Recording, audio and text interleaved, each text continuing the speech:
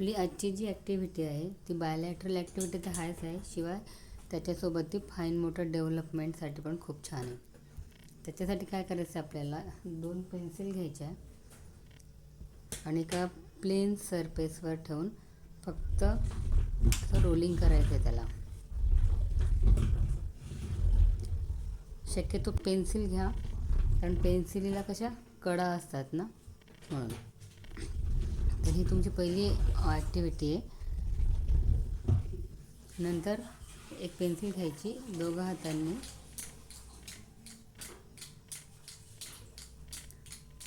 कमीत कमी 5 मिनटं केले तरी चालते हे. नंतर तिसरी जी ॲक्टिव्हिटी आहे ती आपण क्लॉकवाईज, दोघं हातांनी क्लॉकवाईज पेन्सिल फिरवू शकतो आहे. नंतर नेहमीप्रमाणे क्लॉकवाईज झालं की अँटी क्लॉकवाईज, क्लॉकवाईज झालं, अँटी क्लॉकवाईज झालं. जमत असेल, जास्तीच प्रॅक्टिस जेव्हा आपली होते तेव्हा आपल्याला एक क्लॉकवाईज आणि एक अँटी क्लॉकवाईज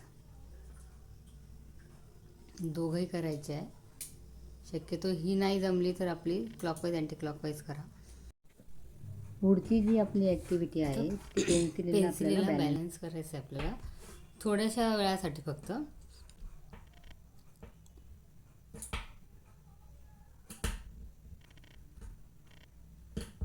याच्याने काय होतं आहे, तुमचं सर्व लक्ष पेन्सिलीवर केंद्रित कसं वाटतो आहे, तुमच्या डोक्यातले विचार कमी होत आहे. पेन्सिल येते ती बॅलन्स होणार नाही, पण प्रयत्न करायचा की शक्यतो खाली पडू द्यायचं नाही आपण तिला.